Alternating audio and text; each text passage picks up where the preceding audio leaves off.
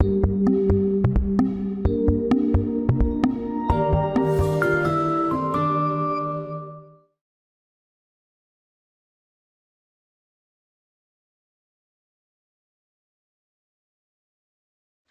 guys, my name is Carlos Mendez and I'm a 3D artist using SolidWorks Visualize. Today in Quick Tips, I'm going to be showing you how to use the render region. Well, the render region is a feature inside Visualize that allows you to render only partially what you see on the camera. This is helpful because it saves quite a bit of time, and it kind of makes sense when there's an update to the rendering that is very small and you have very little time to do it.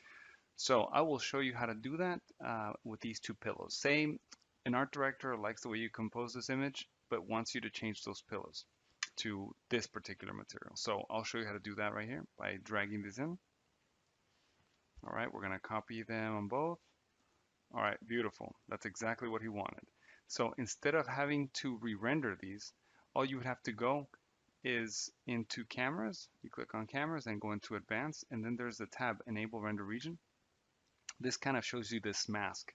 So all we got to do is crop into the portion that changed.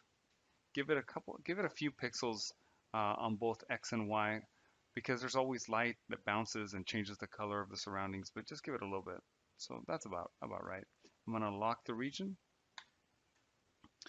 and then I'm going to go into Output Tools and make sure that everything is exactly like I want it. Make sure it's a PNG or a TIFF, and that they include alpha. For everything else, it should be just like the base render. Now, I already did the base render earlier, so I would save time and not have to render it while I'm on camera, while I'm recording my screen, and it took 1 minute and 5 seconds. Okay, so when I go back to here, I'm going to render this out now.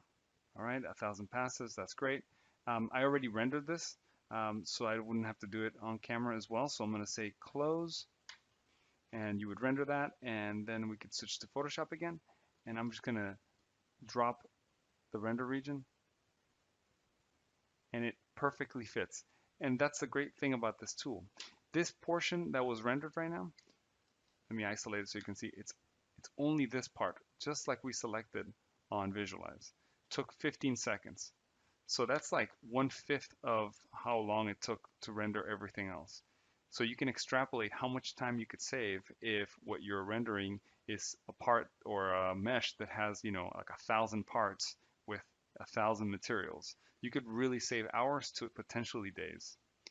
All right, guys, hopefully this is very helpful to you guys, and I'll talk to you guys soon.